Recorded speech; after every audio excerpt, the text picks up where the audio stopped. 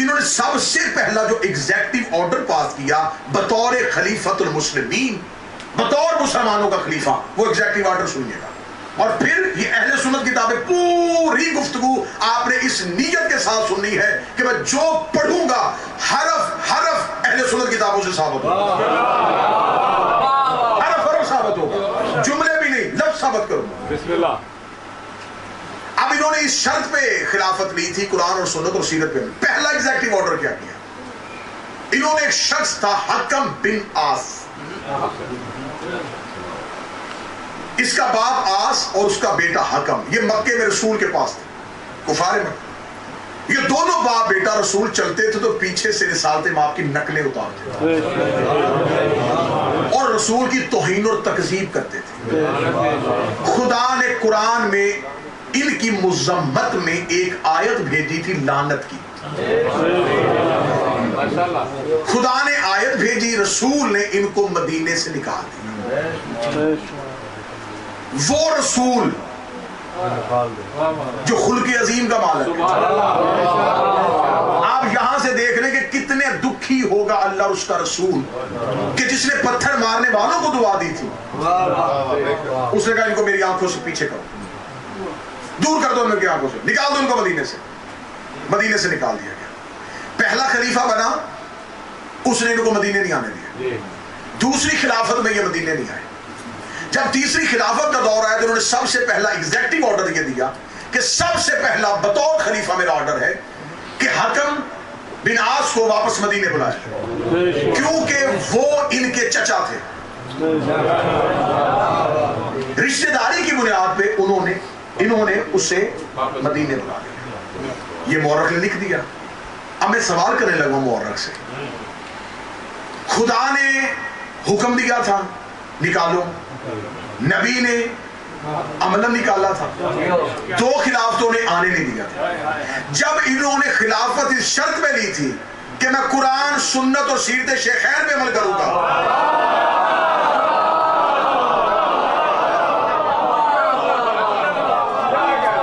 تو پہلے ہی حکم نامے سے وہ شرط باطل ہو گئی. قرآن کی پیروی بھی نہیں رہی، سنت کی پیروی بھی نہیں رہی، اور دو خلافتوں کی پیروی بھی نہیں رہی. ان کو بلا لیا اور بلانے کے بعد مدینے میں انتہائی لوگوں کی مخالفت کے باوجود مدینے بلایا اور حکم کے بیٹے مروان کو اپنا وزیر بنایا. اور صرف وزیر نہیں بنایا، مہر خلافت اس کے ہاتھ میں تھے کہ یہ مہر خلافت تیرے پاس ہے، اب جتنے بھی حکم نامے ہوں گے اب یہ آخری سائن تیرے ہوں گے. مہر خلافت اسے دے دی. اب اگلا کام کیا ہوا؟ اب دیکھیں ملوکیت پڑھنے لگا ہوں اسلام میں. اسلام میں ملوکیت کہاں سے آئی؟ صرف یزید پہ لعنت نہیں ہوگی. اب آغاز پڑھیں گے اسلام میں یہ اس گھر کو آگ لگی کب تھی. آپ کی توجہ ہے مکمل؟ اس کے بعد انہوں نے اگلا کام کیا کہ آپ جو جہاں جہاں اسلام پھیل چکا تھا وہاں جو بہت موضوع بڑے شہر تھے نا جہاں مسلمانوں کی اکثریت تھی اور مسلمان پاور میں تھے، انہوں نے سب سے پہلا کام کیا، انہوں نے کوفے کا گورنر ولید بن عقبہ کو بنایا. ایگزیکٹو آرڈر سے بنایا. خود بطور خلیفۃ المسلمین یہ حکم دیا کہ ولید بن عقبہ کو کوفے کا گورنر بنایا. میری قوم کے بچوں کو میں یہ تاریخ بتا رہا ہوں. اب یہ ولید بن عقبہ سنیں گے یہ کون تھا، میں اس کی تھوڑی سی بتا دیتا ہوں ایک لائن میں. یہ عقبہ بن ابی معیط کا بیٹا تھا جس نے مکے میں رسول کو سجدے کی حالت میں اونٹنی کی اوجڑی نبی پہ پھینکی تھی، رسول کے اوپر اونٹنی کی گندگی پھینکی تھی. یہ اس کا بیٹا تھا. اسے کوفے کا اہم شہر کا گورنر بنایا. اور یہ وہی ولید تھا جس میں یہ ساری کتابوں میں ہے، ان کتابوں میں ہے کہ اسی گورنر نے، صحیح بخاری میں سے میں پڑھنے لگا کہ اسی گورنر نے جب کوفہ میں گیا اس نے شراب پی کے مسلمانوں کو کوفہ کی مرکزی مسجد میں فجر کی نماز 4 رکعت پڑھائی اور 4 رکعت پڑھانے کے بعد پیچھے مڑ کے کہا کہ اور پڑھاؤں. حالت دیکھیے گا ذرا. اچانک یزید نہیں آیا،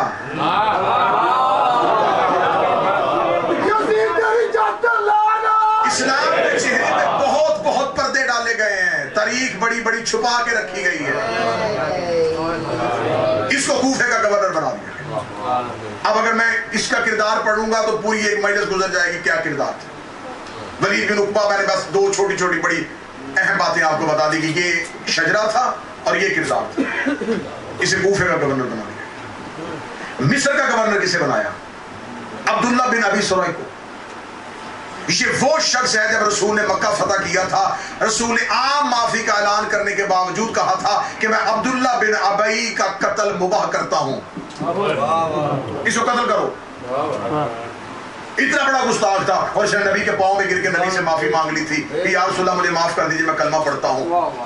اتنا دل دکھا تھا میرے رسول کا اس شخص سے، اور اسے مصر کا گورنر بنا۔ اب ولید بن عقبہ کو کیوں بنایا تھا؟ کیونکہ وہ تیسرے خلیفہ کا ماموزاد تھا۔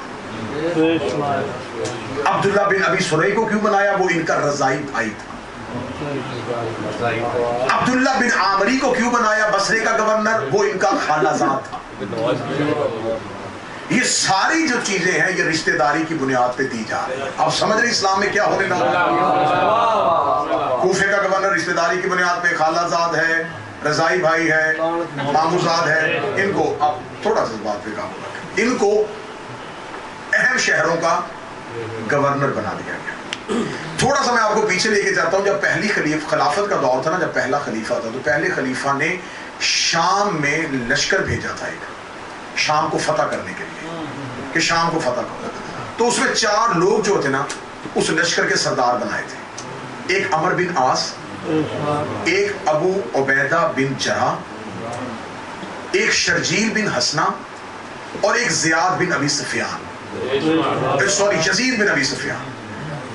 ابو سفیان ایک تو معاویہ کا بیٹا یزید ہے نا، ایک معاویہ کا بھائی بھی یزید تھا، یزید بن ابی سفیان۔ ان 4 لوگوں کو شام فتح کرنے کے لیے بھیجا، اور ساتھ پہلے خلیفہ لکھ کے بھیجا تھا اگر شام فتح ہو جائے نا تو جو حمص کا علاقہ ہوگا، یہ کیونکہ پورا شام ہی تھا، چھوٹے چھوٹے ملکوں میں تو تقسیم بعد میں ہوا تھا، کہ جو حمص کا علاقہ ہے نا یہ دے دینا ابو عبیدہ بن جراح کو، اردن دے دینا شرجیل بن حسنہ کو،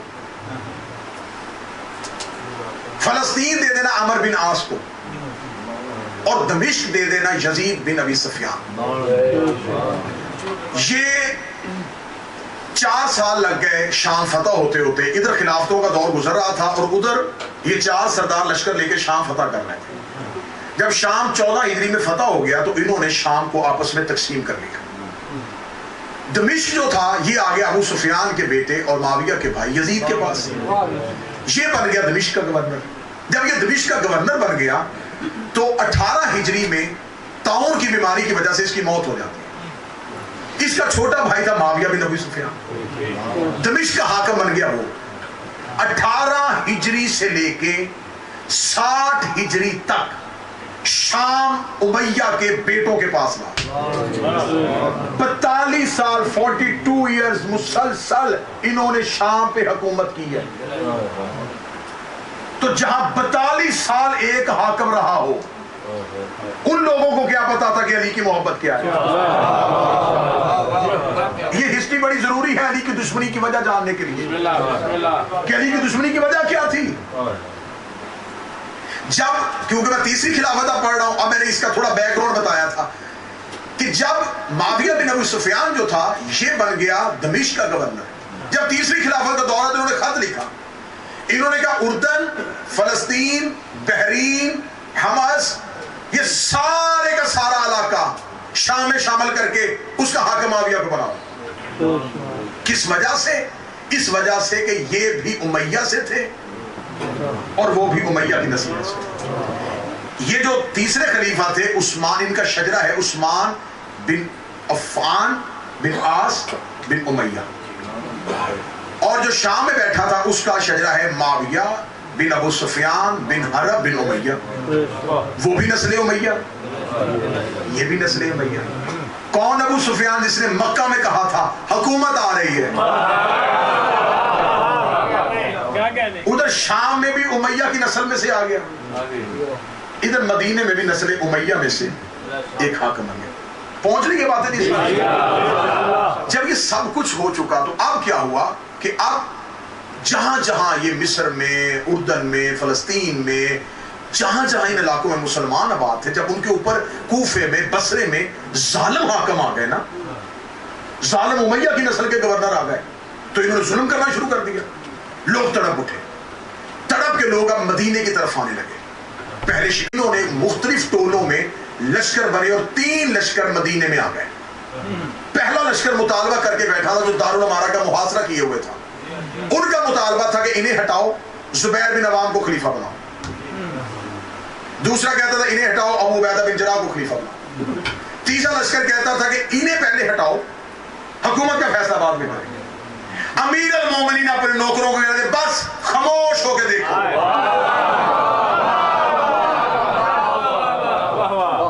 کیوں علی نے خاموش کروایا؟ جو کل علی کے ساتھ کیا تھا وہ اب سب کچھ ریپیٹ ہو رہا. مجھے اس پورا جتنا بھی میں نے یہ ٹینور بتایا، اس پورے میں آپ کو سلمان کہاں نظر آ رہے ہیں؟ ابو ذر کہاں؟ حذیفہ یمانی کو کس علاقے کا گورنر بنایا؟ کیا یہ لوگ نبی کے صحابی نہیں تھے؟ یہ حذیفہ یمانی، یہ عمار یاسر، یہ مقداد، یہ لوگ جنہوں نے نبی کے ساتھ زندگی گزاری ہے، مکے سے نبی کے ساتھ چلے ہیں، ان کی چمڑیاں ادھیڑی گئی ہیں نبی سے محبت کرنے کی وجہ سے. جب اسلام پاور میں آیا ان کو حکومتیں کیوں نہیں دی گئی؟ اس وجہ سے نہیں دی گئی، ان کے دلوں میں علی تھا. تو میں سوال کرتا ہوں کہ اس دور کے صحابہ نے ان صحابہ کو کیوں نہیں مانا؟ تو اگر صحابہ کو نہ ماننے سے بندہ کافر ہوتا ہے.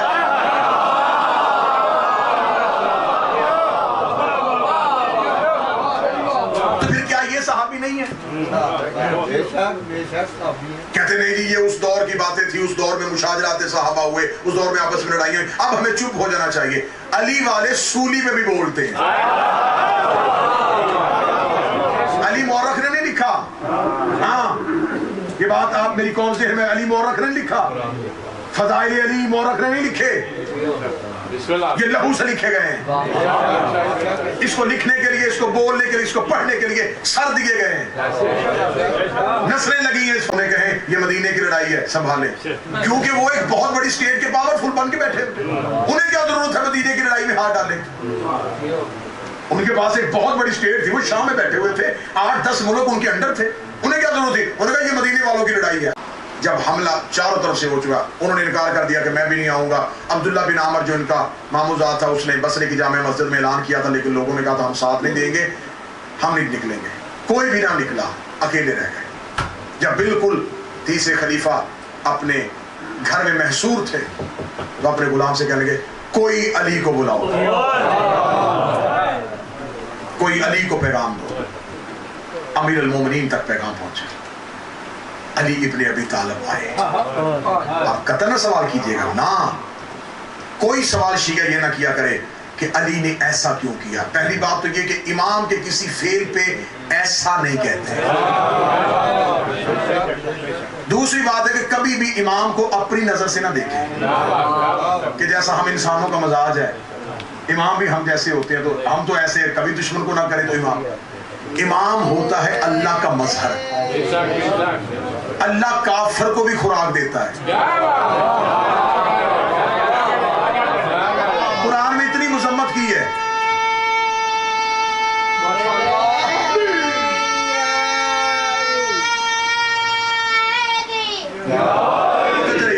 قرآن میں اتنی مذمت کی ہے اللہ نے کفار کی، کفار کو قتل کرو، کفار سے یہ کرو. میرے اللہ ہمیں جو کہہ رہا ہے، نبی کو جو حکم کر رہا ہے تو عذاب بھیج دے. فرمایا میرا منصب خدائی یہ تقاضا کرتا ہے کہ مجھ سے جو بھی مانگے.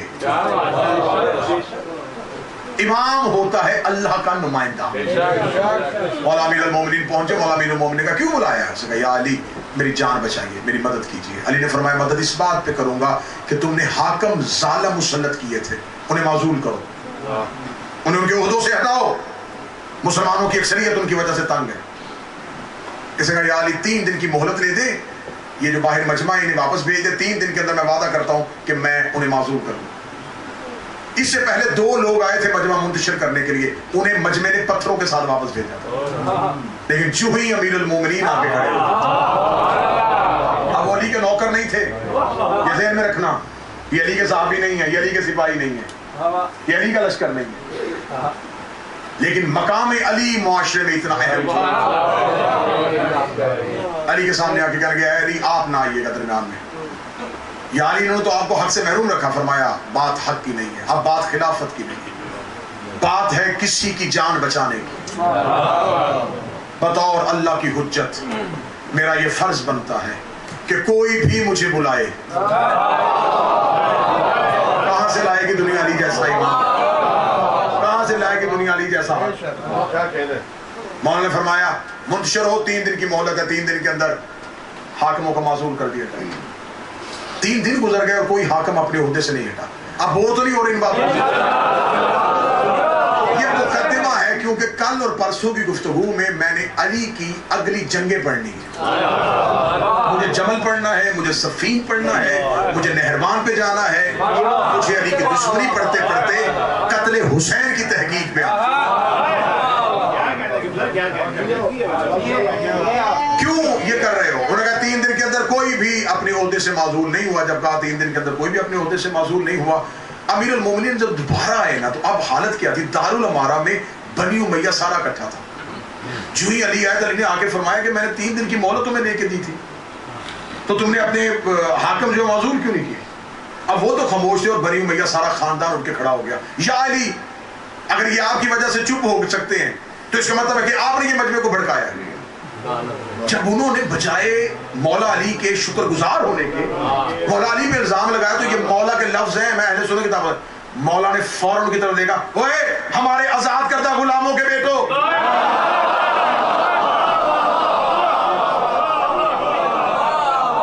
یہ جو بول رہے تھے نا، ان میں سے آدھوں کے باپ علی نے فتح مکہ پہ تلوار کے نیچے سے نکالے تھے، مار دیتے تھے علی نے۔ ہمارے آزاد کردہ غلاموں کے بیٹو، خبردار، تم کیا سمجھتے ہو کہ تم نے علی کو اپنے مقصد کے لیے استعمال کیا؟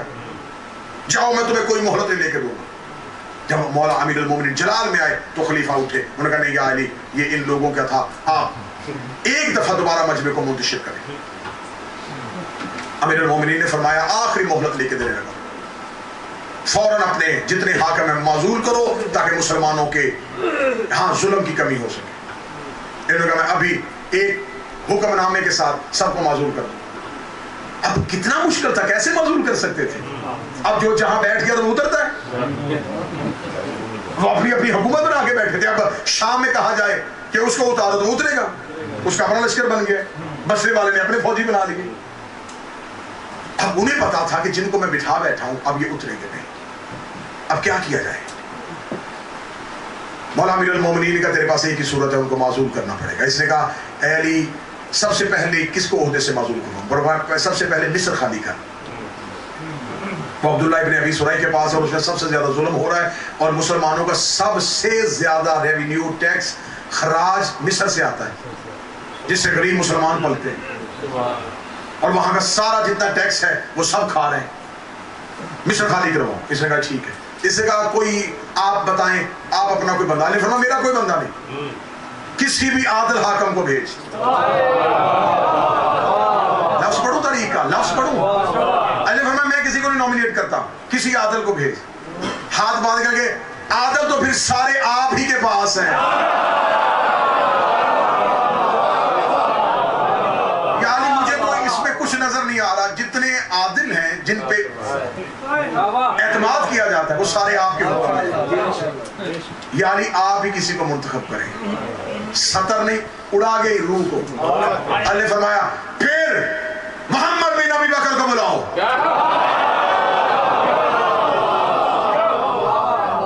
کون کہتا ہے کہ ہم صحابہ کی عزت نہیں کرتے؟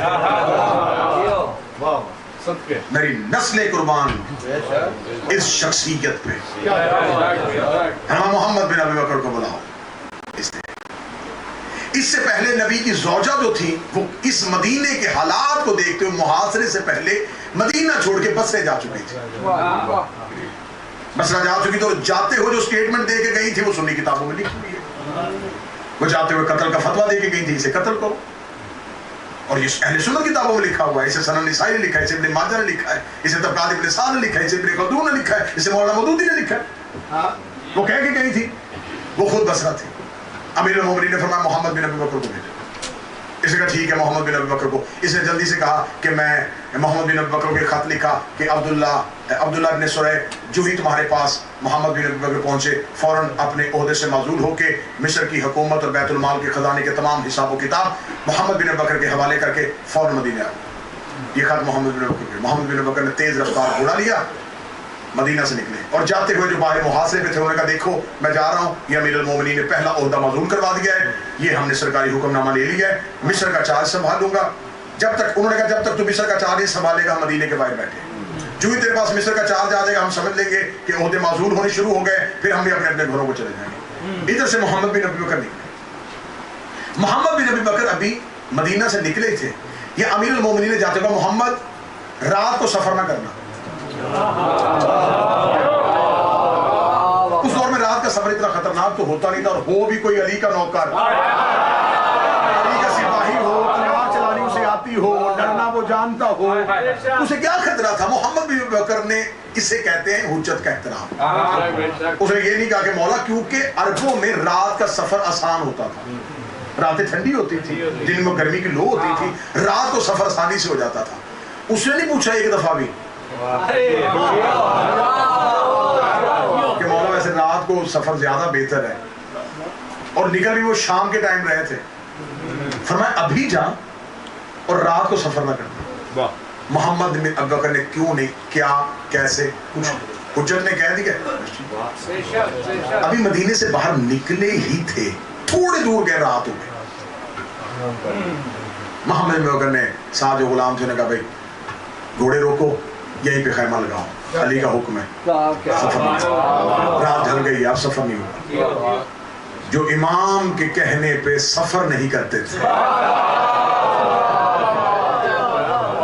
خیمے لگاؤ. رک گئے. محمد بن ابی بکر نے وضو کیا، اپنے خیمے میں مصلی عبادت بچھایا. علی کا نوکر تھا، علی کا سپاہی تھا، مناجات الہیہ میں مصروف ہوا. محمد بن ابی بکر اپنے خیمے میں نماز پڑھ رہے تھے، تسبیح سیدہ میں مصروف تھے. یا محمد بن ابی بکر کے کانوں میں تیز رفتار گھوڑے کے ٹاپوں کی آواز آئی. محمد بن ابی بکر نے آنکھوں کو کھولا، اپنے خیمے کا پردہ اٹھایا. رات کا ٹائم تھا، نظر کچھ نہیں آ رہا تھا، لیکن یہ پتہ چل رہا تھا کہ آواز ادھر سے آ رہی ہے اور ادھر سے آ رہی ہے جدھر مدینے کی آبادی تھی. محمد بن ابی بکر نے اپنے ایک سپاہی سے کہا اٹھ، دوسرے کا تو بھی اٹھ، ذرا دیکھو یہ بندہ کون ہے. کیونکہ یہ آواز گھوڑے کی بتا رہی ہے کہ گھوڑا ایک ہے، کوئی بندہ اکیلا جا رہا ہے. اگر یہ اکیلا نکلا ہے تو جب ہم مدینہ سے نکلے اس وقت تو کوئی بھی مدینے سے نکلنے والا نہیں تھا. اس دور میں سفر کیسے ہوتے تھے؟ جس نے اکیلے جانا ہوتا تھا نا وہ آبادی کے باہر آ کے کھڑا ہو جاتا تھا کہ اگر کوئی زیادہ قافلے والے لوگ گزرے نا تو میں بھی ان سے پوچھوں بھی یمن جا رہے ہو، مصر جا رہے ہو، مجھے بھی رستے میں لیتے جانا، میں بھی ساتھ وہ سب.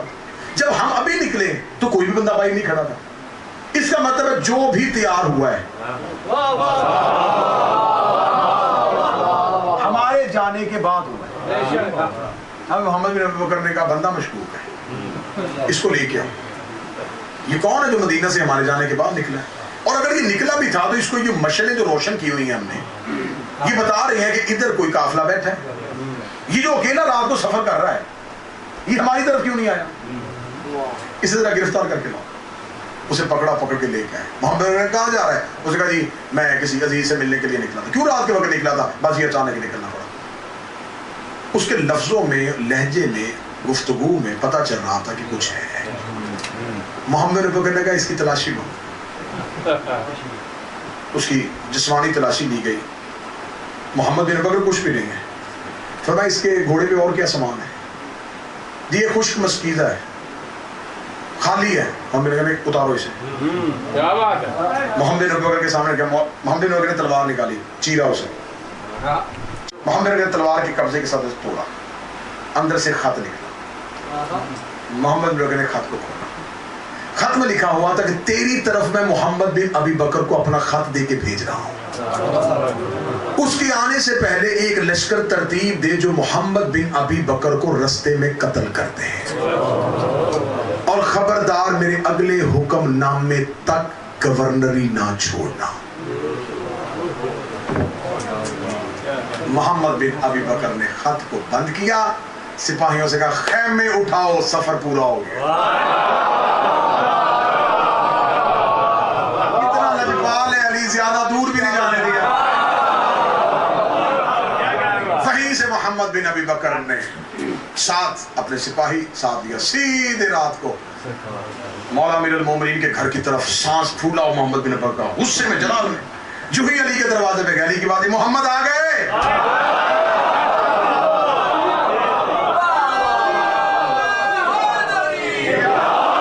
محمد آ گئے، مولا آ گیا۔ امیر المومنین نے اپنے خیمے اپنے گھر کا پردہ اٹھایا۔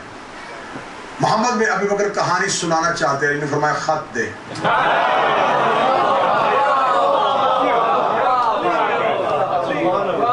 بندہ کہاں ہے؟ مولا یہ رسیوں کے ساتھ بتا ہوا ہے۔ اس کی سواری کہاں ہے؟ یہ چل میرے ساتھ۔ مولا دربار میں گئے، دارالعمارہ میں گئے، محاصرے کو تروایا، اندر گئے مولا۔ مولا جا کے کیا کہا تھا میں نے تم سے؟ علی سے دھوکہ نہ کرنا۔ جان بچائی، 2 دفعہ محاصرہ تروایا، لوگوں کو اس بات پہ آمادہ کیا کہ محاصرہ ختم کرے۔ یہ کیوں کیا؟ یہ علی کیا کیا؟ فرمایا یہ قاصد کس نے بھیجا تھا؟ انہوں نے عزت قرآن کی قسم دی کہ میں نے نہیں بھیجا۔ سنیے گا، مولا نے فرمایا خط دو، خط دیکھا۔ مولا نے فرمایا یہ جو خط کا اور جو سرکاری ڈاکومنٹس ہوتے تھے نا، آج بھی یہ طریقہ رائج ہے کہ جو سرکاری پیپر ہوتا ہے نا، اس کی پرنٹنگ، اس کی سٹیمپنگ مختلف ہوتی ہے تاکہ کوئی اس کی کاپی نہ کر سکے۔ اس دور میں جو سرکاری حکم نامہ ہوتا تھا وہ زرد رنگ کے چمڑے پہ ہوتا تھا۔ زرد چمڑا بازار میں بیچنا منع تھا، کوئی اور بیچتا ہی نہیں تھا، اس وجہ سے کوئی بیچے گا تو بطور سرکاری حکم کے استعمال ہونا۔ مولا فرمایا یہ چمڑا زرد ہے، مہر سرکاری ہے، دستخط تمہارے منشی کے ہیں، حکم تیرا کیوں نہیں؟ انہوں نے فوراً کہا کہ میں نے قسم دی ہے میں اس بات کو کلیئر کرواتا۔ بعد میں انہوں نے کہا کہ کیونکہ مہر خلافت مروان بن حکم کے پاس تھی تو اس نے مجھے دھوکہ دیا اور اس نے مہر لگا دی۔ مولا نے فرمایا ٹھیک ہے، پھر ایسے فیصلہ کر لیتے، اگر قصور تیرا نہیں قصور مروان کا ہے، مجمع کو مروان دے۔ یہ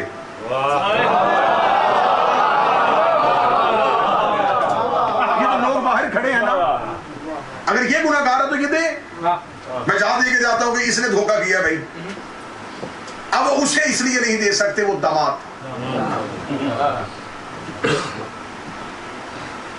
بھتیجا بھی تھا، چچا کے بیٹے کا بیٹا تھا، داماد بھی تھا، نہیں یا علی ہم مروان کو حوالے نہیں کریں گے۔ اللہ نے فرمایا پھر علی کا تیرا ساتھ یہاں تک۔ یہ کہہ کے امیر المومنین نکلتے ہیں۔ اگلی رات حملہ ہوتا ہے اور انہیں ان کے گھر میں قتل کر دیا جاتا ہے۔ اس قتل کے بعد اسلامی تحریک میں کون سی تبدیلیاں آئیں، وہاں سے کل گفتگو کو لے کے آگے بڑھیں گے۔ پھر جمل اور صفین کے محرکات، پھر ہم آہستہ آہستہ سفر کریں گے اسلام نے، ملوکیت نے اسلام کو کتنا زخمی کیا۔ موضوع پسند ہے آپ کو؟ تاکہ یہ باتیں میری قوم کی